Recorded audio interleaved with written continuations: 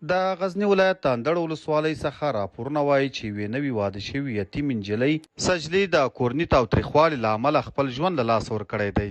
د معلوماتو له مخې د دې نجلۍ خاوند شاوخوا 7 میاشتې وړاندې وفات شوی و. له هغه څخه وروسته ویل کېږي چې همدا جنۍ د خپل خسرګنۍ له لوري له دوامداره فشار وهلو ټکولو او کورني تاوتریخوالو سره مخ وه. همدارنګه ادعا کېږي چې د هغې له خپل خاوند سره یې هم اړیکې ښې نه وې.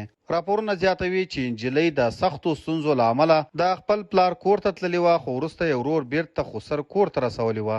هلته بیا د کورنۍ ترمنځ شخړه رامنځته شوه او ویل کېږي چې لومړی د نجلۍ ورور په سخت ډول وهل شوی چې وروسته یې په غزني کې ساه ورکړه. د ورور د مرګ نه وروسته د نجلۍ روغتیایي حالت هم ډیر زیات خراب شو. نوموړې لومړی د غزني روغتون ته ولېږدول شوه او وروسته د درملنې لپاره کابل ته انتقال شوه، خو د راپورونو له مخې د سختو ټپونو له امله یې هم ژوند له لاسه ورکړ. دا پیښه په غزني کې د خلکو ترمنځ د ژورې خواشیني او اندېښنې سبب شوې ده چې تر اوسه د دې پیښې د لاملونو او مسؤلینو په اړه رسمي بشپړ معلومات نه دي خپاره شوي او د اړونده ادارو له لوري د تحقیقاتو تمه کیږي. موږ د دې پیښې د قرباني کورنیو ته خپله ژوره خواخوږي وړاندې کوو او هیله لرو چې که هر چا د قانون خلاف عمل کړی وي د قانون له مخې به ورسره عادلانه چلند وشي. که د دې پیښې په اړه نور رسمي معلومات خپاره شي نو موږ به یې خامخا د همدې چینل له لارې له تاسو سره شریک کړو. قدرمن دوستانو، تاسو د دې پیښې په اړه څه نظر لرئ؟